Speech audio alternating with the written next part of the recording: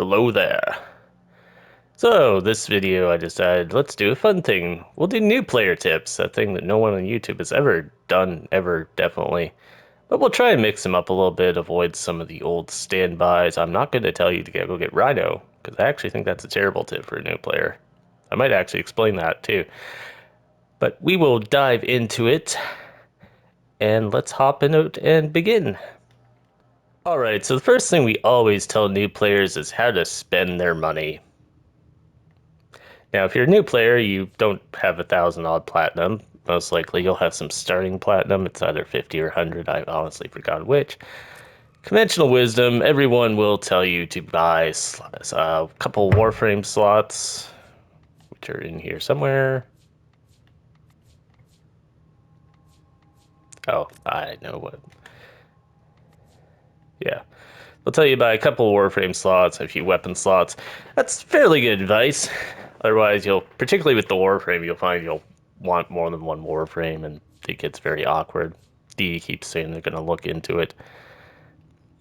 And I'm not going to say that's bad advice by any means. Like I said, it will make your game a lot smoother until you learn how to trade. That said, obviously, I'm a Warframe type player, YouTuber person.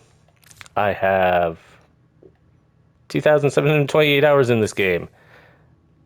If you want to throw money at it, I'd like, cool, recommend it. There are some things in here I would say don't buy a Dante, for instance, right off the bat. But it's generally not recommended to buy a Warframe in general, because you can farm them all out. Some of them are harder than others. Dante is nearly at the quote-unquote end of the game. That's Ordis. He will constantly interrupt you while you're trying to talk. Play with the volume off. But yeah, if you're gonna buy something, you want to throw 10, 20 bucks into the game, cool. I would recommend it even. You can get yourself some capes here. You can get yourself somewhere in this mess is a color palette. It's actually easier to get from the arsenal. Because when you're a newbie, I'll just hop over here. This is a vault I had set up. When you're a newbie, they only give you this one middle line of this color palette. So kind of quickly, you can make some stuff out of that, but you're gonna probably want another one. The Corpus one is one I kind of recommend because it has a nice selection of colors and shades for a new player. If you want a particular recommendation, you'll notice in the classics you can't get that purple, for instance. Wonderful. But yeah, people say buy slots. That is good advice. But if you want to throw $10, $20 on this game, you can easily get hundreds or thousands of hours out of it if it's your thing. And it's probably fully worth the purchase. And then you can feel good and look a little more stylish than just a default generic guy. Moving on to our next tip. Now, when you start the game, you're presented with the choice of 3 Warframes. It's always a big question of what do you want to pick. Now, the frames have all different prices, which is kind of weird. Every Warframe can be viable. For many of them, I would say you're going to eventually, if you decide to play the game long term, you are going to get every Warframe and at least rank them up once, because that's how you increase your mastery rank, or which you might call an account level, and unlock some stuff. But you might throw them away. There's actually something you can do with them once you level them up if you don't want them, and then many of them will eventually be replaced by a Prime version as well, which can be paid for, but doesn't have to be. Your early on choices, though, you got Volt. He's a lightning boy. They say his attacks deal high damage. That is kind of a lie. Volt is much more of a support Warframe. He gives everyone a speed buff. He puts up shields that block damage, and you can shoot through, and they give you bonus damage and criticals. Later on, you can get mods where he empowers your weapons. He does a lot of crowd control. He's not terrible at damage, but it's kind of a lie. And early on, you'll have a lot of trouble doing damage to begin with. Volt is also one of the easiest frames to acquire a blueprint of. Him, along with Zephyr, Neja, Banshee, and Wukong, and probably someone else that I just forgot, can be simply acquired. You can get their blueprints from a clan dojo once you join a clan and have a Tenno lab.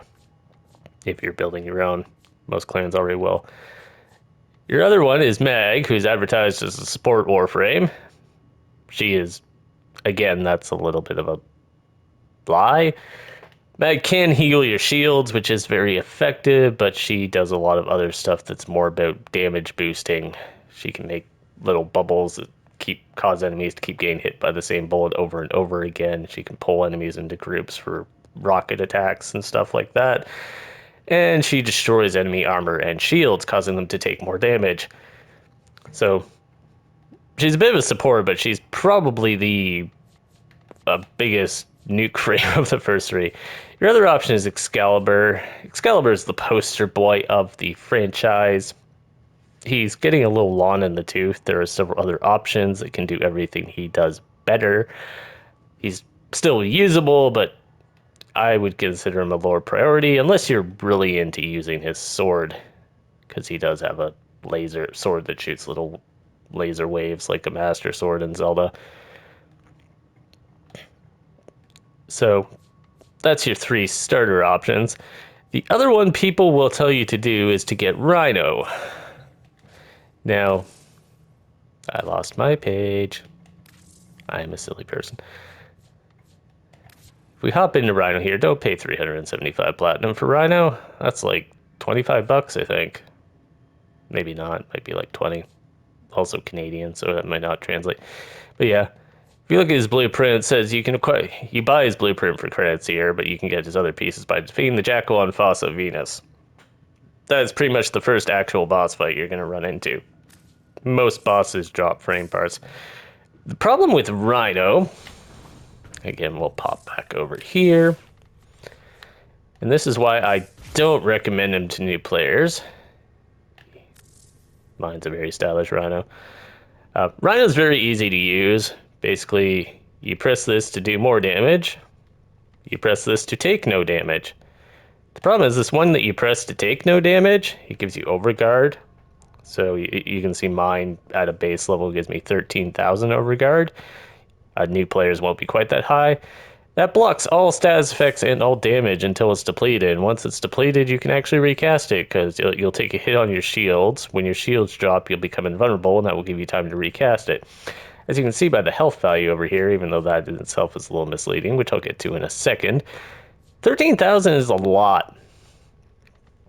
And the problem with Rhino is you get him going through missions like this, just walking along, shooting stuff, not taking damage. And once that new player switches to something like 48 of the other 53 frames, you can't do that. So you'll get a whole lot of real shock when you switch to another frame and suddenly you're made of tissue paper, comparatively. So yeah, you can get Rhino, but what you really want to do is try and you can have that 13,000 or 10,000 or 8,000 buffer of health. Try not to get hit. Learn how to do that. Like, make it your goal if you're going to take Rhino through a mission to still have over 1,000 overguard at the end of it, if not more. Moving on, we'll dive into something else fun. Number 3 for the new player is modding. So we said your starter Warframe is going to be either Volt here. His stats are a little higher because this one's been ranked up. You can see he's got 270 health, he's got 105 armor, he's got 455 shields. So the trick thing, health and shields are health essentially. They're a section of your health that regenerates, except for toxin damage. Toxin damage is only kind of common with one enemy faction, and even then it's a little less concerning than you'd think as long as you're killing stuff. Other than that, shields resist damage by 50%. All the time. So he's actually got like 900 health and shields worth of shields here, because of that 50% causes it to effectively double. Your health is health, pretty self-explanatory. Your armor only applies to health. Now at this 105 armor, it's only 10%. That means every 9 damage you take, 1 gets blocked. And I could do the exact math on that, but it's less. It doesn't even double this health. So he's got like 900 in shields and probably around 300 something in health. That's really going to dictate how you mod for survivability. On Excalibur, you can see he's got similar. He's got higher armor. He's closer to getting double his health, but the shields are already doubled as well. He's a closer one, but and this is the funny thing. All 3 of the frames, Meg, I'll save you the preview on Meg here. Again, huge amount of shields, not much armor. All 3 of the starting frames benefit way more from modifying their shields for survivability than they ever would for health or armor. Don't worry if you don't have this shiny mod. Because yeah, now he suddenly's got 3,000 effective health from that one mod. Whereas if I were to apply his armor, an armor buff, we turn that 10% into, get onto it, 41%. So now it's like 600 from health. Not even that. It's like 500. So yeah, the modding for health is a little confusing and kind of tricky. The biggest thing to remember is your shields are always double their actual value. To get double your value on health, you have to have 300 armor. And you'll notice a lot of frames don't have that much. Also, shields regenerate by themselves, health does not. So quite a lot of the time you want to mod shields for survivability instead. As to these other things, they're fairly self-explanatory. If you're going to have a buffing frame, you usually will go for duration and maybe efficiency. Strength is universally useful. The biggest problem I see with new players is they're modding strength and they're expecting a frame to kill things, even if it's not a frame that particularly kills things well. Like, Volt can shoot lightning. I was actually surprised at how effective it is nowadays since they changed elemental resistances a little bit. But he's primarily going to be doing crowd control. You can build any frame almost to do anything, but you do want to kind of watch out for that. A lot of frames have abilities that do damage, but that's not their primary purpose. Weapon modding. So if we hop over here, weapon modding is, again, it's another one of those ones where it can get a little confusing with what's adding, what's multiplying. Essentially, you have base damage, which is the stats that are already there. They're baselines. Almost every mod multiplies the baseline. They don't multiply off each other. So if I were to take damage, just plain old damage, you'll see this first one, plus 165%, does expect what you'd expect it to. It's fairly close to...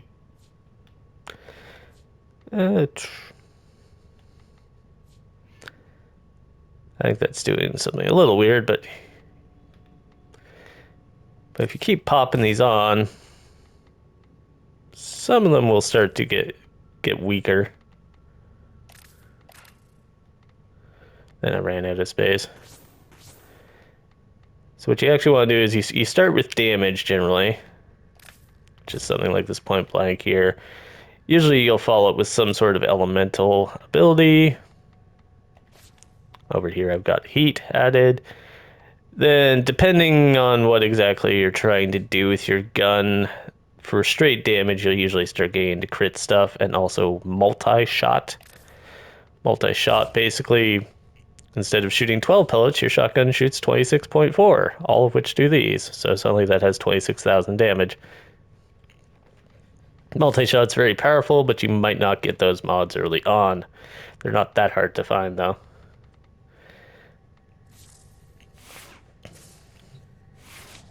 And it carries on from there. There is also something you'll see in a lot of Warframe builds is just insane levels of damage. I can tell you that enemies on the Steel Path in the level 200 mission, which is the highest one on the map that is not a special weekly, have less than 50,000 HP, generally speaking. So if you're watching a build video that's particularly with a thumbnail saying they're doing 1.2 billion damage or hundreds of millions of damage, they have probably wasted a large part of their mod slots on doing additional damage when they could instead be putting in things like reload speed and reload speed. There's one here that makes this one projectile speed makes the shotgun actually have higher range before the damage falls off. Magazine size, things like that that will allow you to deal with hordes more effectively. Because shooting a guy for 1.2 billion damage is less useful if you have to immediately reload rather than shooting 5 guys for just enough damage to kill them. I know big numbers, brain, monkey, so on. But yeah, that's not the best way to mod your stuff. And really only relevant if you're doing what's called endurance content, which is not a new player guide thing. That's where you're staying in missions for hours to reach a level cap, and speaking honestly, half the game's mechanics start to fall apart, and any guide that's not for endurance content barely applies in endurance content, and kind of vice versa. Anyways, we're going to hop into a mission next to show you some stuff. So this is the Void. It is a somewhat special area of the map. You'll see you can get to it from a few different planets, Phobos and Europa. We're going to hop into this one, which is a capture mission, a quick one to do. Because the Void is a very good place to get some mods. There are many ways to get mods, but this one's often overlooked because it's a little... it's not necessarily in your face about it. We received intel that somebody vital to enemy operations is here. Find them and So first off, we'll start heading this way. So the thing with the Void is they're regular crates like these ones. They'll just drop some random resources, not particularly relevant. It's also full of little secret zones like this. These crates can drop various rare mods, including those multi-shot ones I mentioned, the crit damage mods, some of the Warframe mods for ability and duration, as well. Strength, ability, duration, so on and so forth. There's our target. No, you don't. As you can see. So the reason I put fire on a lot of my new player weapons, essentially, is fire both reduces armor and does a little crowd control and damage over time. It's a very jack of all trades element. The captive has been escorted to the extraction point. Well done. There's another secret room up here, so yeah, you want to look for like little asides like that. It's very helpful if you have a mod that gives you loot radar or radar bonuses. It's not guaranteed, but if you do a few missions, you'll often find you're picking up some gold mods. They will greatly help with your Warframe and some of your better weapon bonuses. I'm just gonna try and find another area. I don't think there's one in this room. A lot of this is just a matter of learning where they are. You can find some comprehensive guides if you look for, I believe they are usually call them void containers. Roseheim actually had a pretty good one. I remember that when I was a new player. I wouldn't go miles out of your way looking for them, just pay attention for those little nooks and crannies as you're going about your business.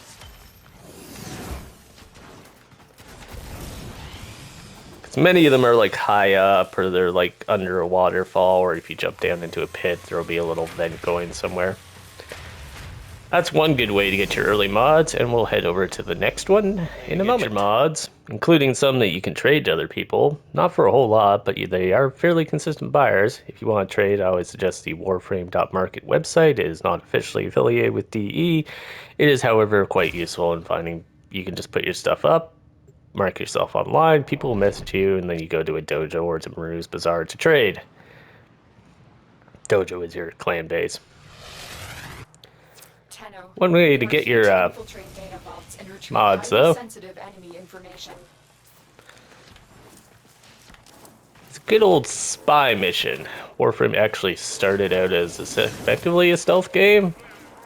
Like something more like Metal Gear than whatever you want to call it right now. Spy missions are you go into the big, you get in, you can see these 3 vaults. Generally speaking, you want to get all 3 of them to get the good stuff. We're nearing the console. Getting one of them almost Trigger the never gives you alarms anything now, good, they and will start 2 is destroying kind the of hit data. and miss. Tenno, be on the lookout for increased security measures. So, enemy the better will you rather learn the destroy their movement data than let it system, get the into easier it. you will find these spy vaults to do, because many of them were created before the movement system got as strong as it currently is. However, I'll see if I can do this in a little bit of a newbie style, rather than just flying to the top effectively.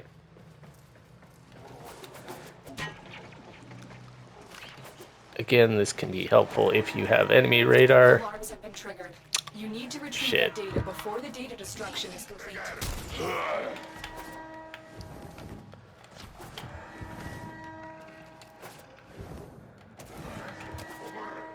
That was actually bullshit, because I should have been able to jump onto the platform and there was an invisible wall there.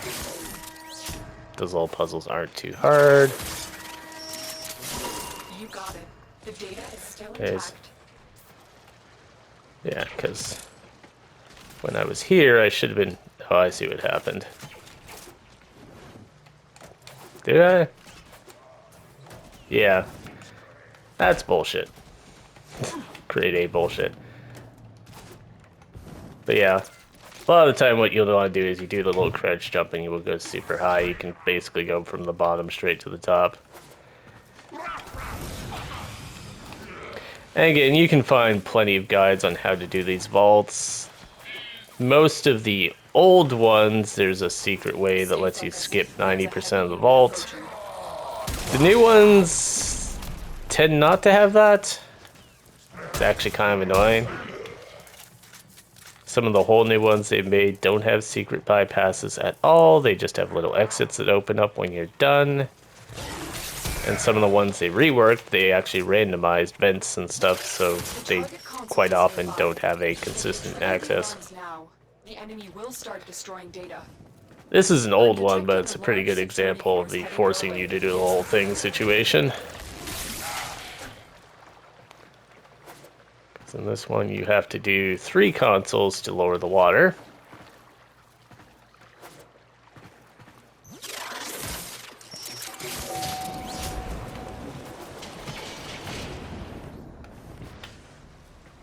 That's always kind of annoying, just from a time perspective.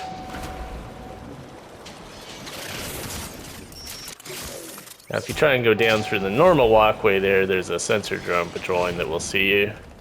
So you can come over and smash this little pipe and stroll right on in.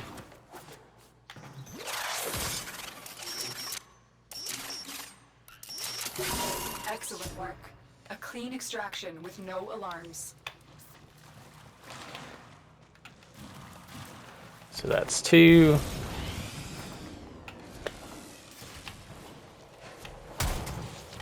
Let's go on the offensive. If you can't move this fast, don't worry, you'll get the hang of it eventually. It's basically slide, keep holding the crouch, and then hit jump while you're holding forwards.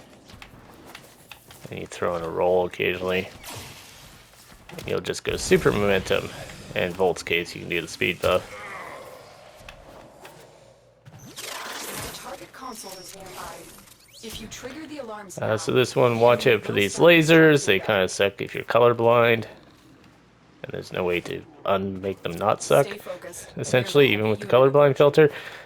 This one, though, the secret vent's right up here.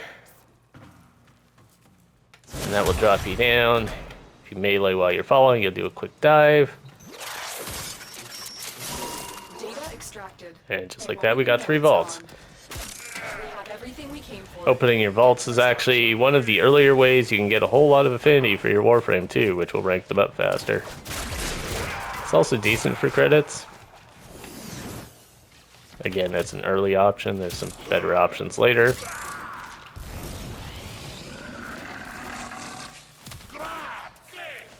Then you just head on out to the extraction.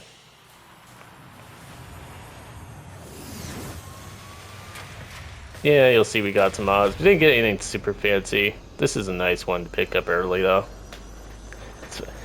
I've seen some people have terrible luck where they're at like the end of the star map and they still haven't got this basic damage mods.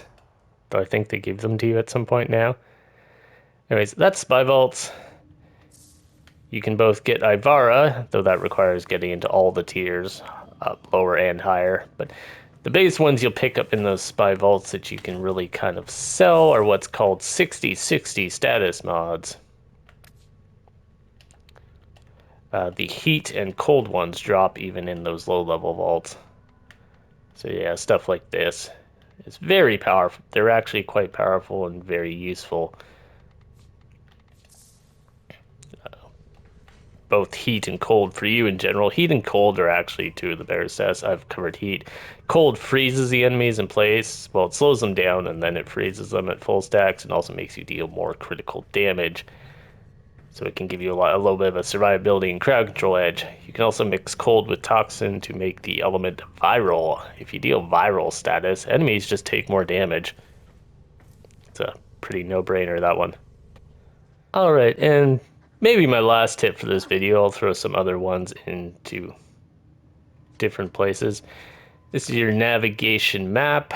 Don't worry if you don't have quite everything on this map available to you. Just a couple of things here. When you complete a mission, you'll gain access to this red mission. There'll be a different one on the map depending when you look at. That's a nightmare mission. They drop unique mods when you complete them. Some of those mods are quite good, some are kind of mid. Outside Cetus, you may derive sustenance from mineral-dense termite droppings, which the Ostrons call Ito Da. You may also never form a consonant again, but at least you will not be dead. Ordis is there to provide advice, of course. But yeah, if you clear everything on the planet, you'll unlock these nightmare missions on each planet. They drop special mods. Some are mid, some are not. One thing, they're on Earth, Venus, and Deimos. There's a hub area and an open world zone. The Earth one, I believe, is mandatory for one of the junctions. Oh yeah, Saya's Vigil there. I wouldn't say don't play around in those, but don't spend too much of your time. You do have a daily limit on how much standing you can get based on your mastery rank / account level. And a lot of the stuff in those open worlds is geared towards the higher end of gameplay. The stuff you get for completing Plains of Eidolon mostly has to do with a system you don't really unlock until Pluto. And that's all we'll say about that. Kind of a similar thing happens with Fortuna. Deimos is a little more half and half, but you aren't going to immediately need many of the rewards that you get from the Necrolisk and Cambion Drift there. Then on Venus, it's Fortuna and Orbalis. Another thing is always watch your alerts. So this is an event.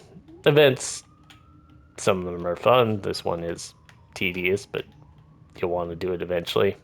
Try and find a squad to help you if you are a new player trying to do any of this, because you will not have the tools to really do it well. This is just a current summer event. Alerts is very good. You're not going to have that top thing, so ignore it, but this one gives you an Ayatan sculpture. You can sell Ayatan sculptures or just turn them into Endo to rank up your mod. Helping Clem isn't a terribly important thing. It gives you some gear items. You get consumables you can use to summon a helper, but he's entertaining, but not terribly effective. Kuva siphons you won't have even see. This is all of the nightmare missions on the different planets I've unlocked. Again, nightmare missions, some of those mods will be good for you, and some of them you can also sell for a significant amount. Invasions, you can look at these. You'll have to complete a mission 3 times for the same side to get a reward. The reward will be given to you when the bar is completely full, which could be that day or up to like 3 or 4 days later. These don't hurt to do when you really want to, because you will need this field run stuff and some of the other rewards to build a bunch of weapons. There also are some weapons in there. They, again, vary in quality. The big ones you want to look out for are ones that give you Orkin reactors or catalysts, because those double your Warframe or weapon mod capacity, and that's one of the only ways to get them without spending money. Which segues nicely onto Nightwave. This is basically a battle pass, except you don't pay for it. Exceptions for the exceptional. As you do the battle pass, you'll unlock the rewards up here. You can see one of the Orkin catalysts there. This is the only way to get slots currently, other than an anniversary event once a year. So that's a very high value item for you to try and target if you can. You get that by completing these objectives. Every 10,000 points, you go up a rank. You'll also pick up creds for some of those tiers, particularly after you complete the main list, which will let you buy a bunch of fun stuff in here. Again, there's catalysts and reactors in here. The trick here, though, is some of these mods down here, particularly auras, you can sell for platinum to other players and typically do better than spending a credit on there. But if you really need the catalyst and reactor right now, you can grab it from there. You can also see Bobbins in there. This Nitane stuff, I would suggest you probably want to keep yourself around about 50 of that, because they like to drop new frames in particular that require it to be built. The cosmetic stuff's all up to you at the end of the day, as there. You also see a few weapons in here as well. These generally aren't very good weapons. There are some niche applications for them later, but you do want to buy them and rank them up to get your mastery. The one I would say, it's not in the current rotation, but there's one called Ceramic Dagger. You probably want to keep that around for later, or just keep an eye out for it. It will rotate around by itself eventually anyways. It's time for Nora to say I won't spoil why that's important later on. Not important, but helpful. The last tip I'll throw in here, it's probably one that other guides cover, but this thing over here is your syndicate console. You can pledge to a syndicate. This has no actual story or really character impact at all. It's all about the rewards at the end of the day. So when you hover over one, you'll see they have allied, neutral, and opposed. When you pledge by doing anything that gives you affinity, you'll get points towards your pledge syndicate. You'll get half points towards the allied syndicates, and you'll get negative points for the opposed and enemy syndicates. That will cause them eventually to randomly send assassin squads after you, which it varies, but it's not a huge problem. Make sure you want to try and make sure you're getting as much standing as you can each day. You can see I have a very high daily standing camp because my mastery rank level is 33. A new player, you'll probably have something more like 7,000, I think it is, to start. Might be slightly lower. But as you go up these and rank up, I'm trying to see if this one will have a rank up. Give what you can, Tenno, to help us. Once you have enough standing, they'll want some stuff. It will vary. What can we do? There's all sorts of fun things in here. This is like an overwhelming page to look at. Setting aside some of the less relevant options, you'll want to get some of these because, for instance, I'm running a Volt right now, so we can... Shock Trooper, for instance. That lets me turn my first ability into an electric damage buff for my team instead of just shooting lightning. This one, for instance, heals and supercharges all my team's shields. That's where I was talking about Volt eventually becoming much more of a support character. And there are tons of these. They're, again, power level varies, and a lot of them are gimmicks, but they are kind of important if you really want to get the most out of your Warframe. The other trick in this little console is you can go through all your factions like this. Oh, I know what that is.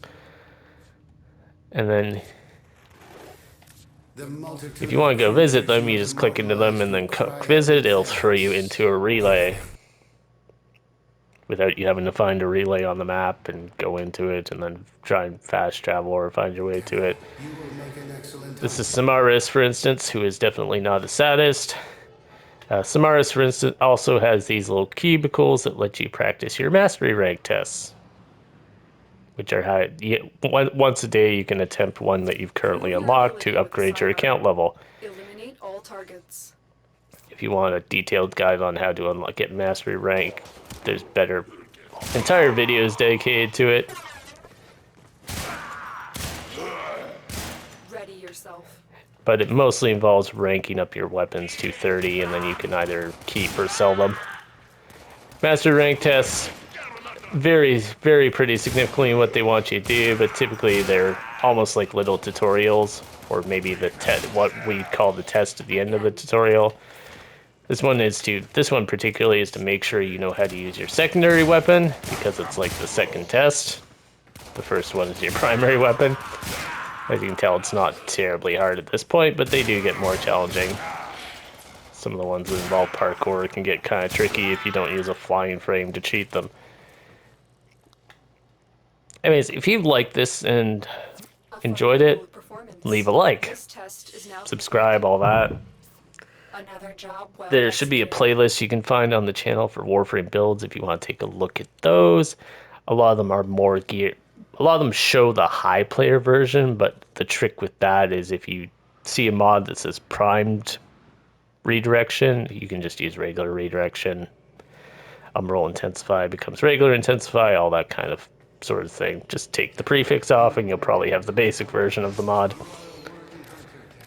And leave a comment, let me know if there's something you want to see in maybe a follow-up video, any particular questions. I will try and get to them when I can.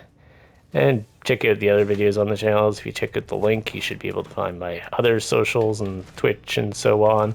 Discord, where you can also ask questions. The response time may vary.